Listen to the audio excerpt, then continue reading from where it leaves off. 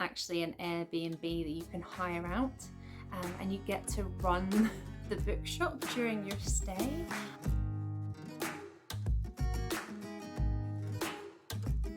Hi and welcome to my channel. My name is Sarah and I love to talk about books. And it's that time of the week where I give you a wee update on what I've been reading and what I'm currently reading, and basically just whatever pops into my head.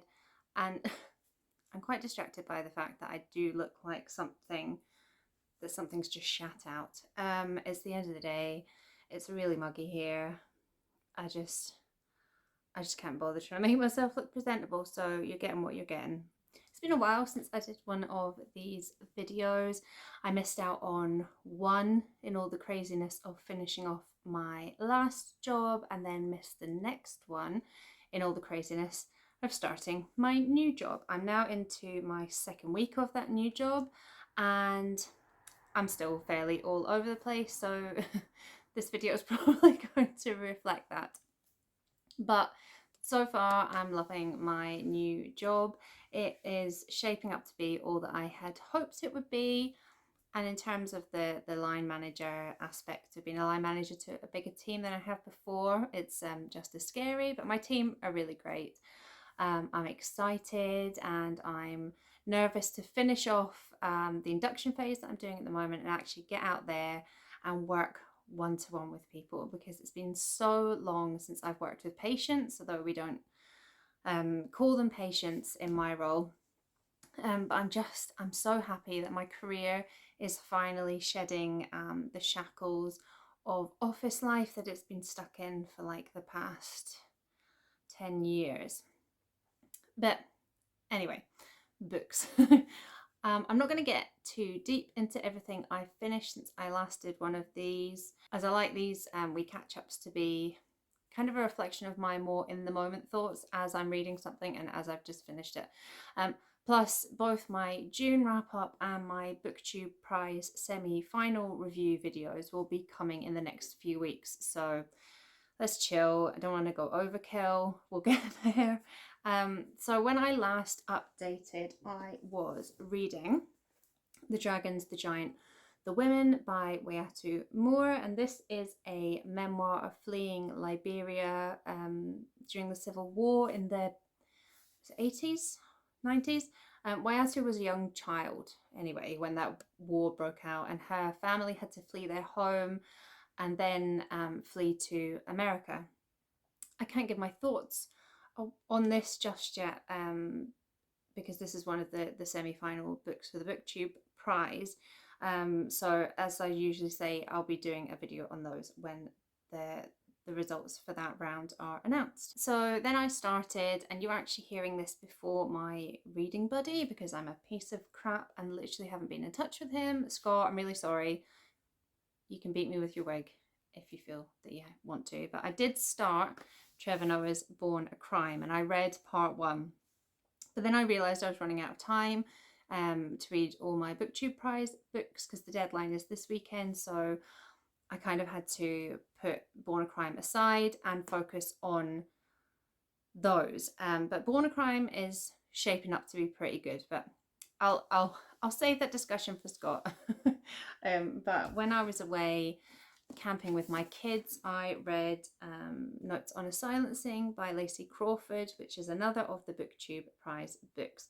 And this is a memoir of her experiences of being at an elite boarding school in America and the sexual assault that she experienced there. How that impacted on her and how the school behaved abhorrently. Basically, when it came to light, she's written this after other allegations against the school came out decades later, and she was then able to understand the full extent of how the school had tried to protect its image over protecting her or protecting its students. And so I'm now currently reading the final book I've got for the BookTube Prize, which is The Dead Are Arising by Payne. And this is a biography of Malcolm X with over 30 years worth of research in it. I think Les passed away before he completed the book, so his daughter, Tamara, who I think was also his teammate in researching some of this book as well, has finished it. It's massive. I've been reading it for over a week and I feel like I barely made a dent in it. I'm getting a little bit panicked that I won't have finished it by the time the deadline is up for the rankings for the BookTube prize, but I'm just gonna have to knuckle down and do it. So yeah, I haven't really been able to say a lot about any of the books that I've read since I last did one of these videos, so maybe it's a good thing that I've skipped a few. But do look out for my video on my thoughts on those BookTube prize books when I do it. And usually I will talk in these little catch-ups about what I have been watching, but I haven't really been watching anything, either on TV or sadly on BookTube either. I haven't had the mental capacity. It takes a lot for me to concentrate on screens, and you know, that's at the best of times.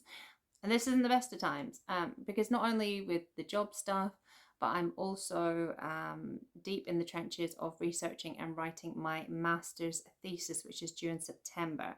But come September, hopefully I'll be a bit more of a reciprocal booktuber. I'm really sorry guys if I've missed your videos and I haven't commented on your videos.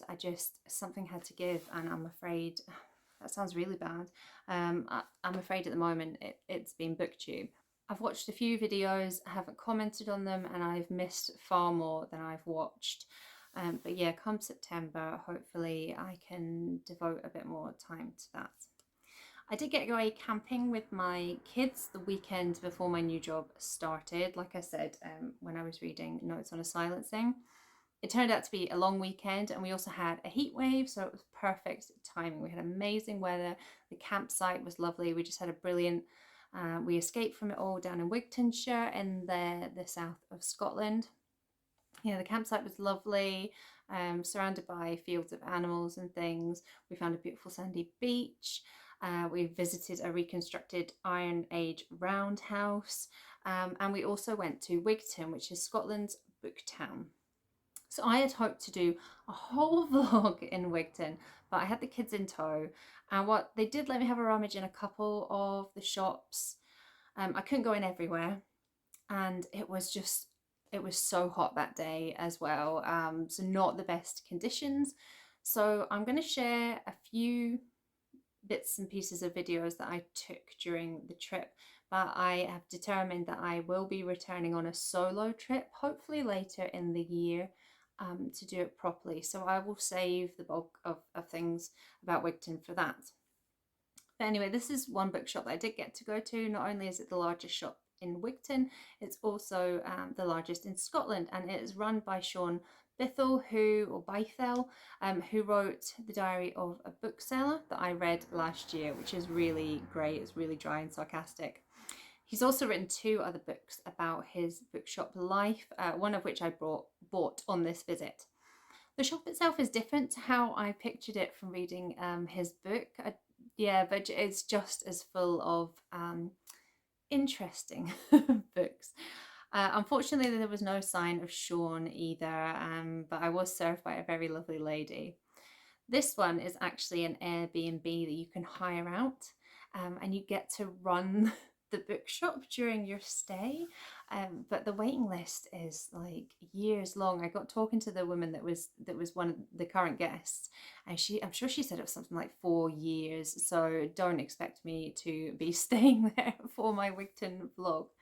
And then this one is a shop with an amazing name. It's called Reading Glasses, and it sells books mainly by women, and also some really, really delicious cakes. This is definitely my kids' favourite bookshop that we went into. And this one I actually didn't go into, as it looked like it was all new books that it was selling, and I have pretty much overdone myself on new books this year. I'm turning into a bit of a spoilt brat, so I decided not to tempt myself further, but it does look fab. I love this bench. I mean, I'm not saying that this is better than bookshops, but this is better than bookshops in 28-degree weather with 2 whining kids. So we've taken ourselves to the beach.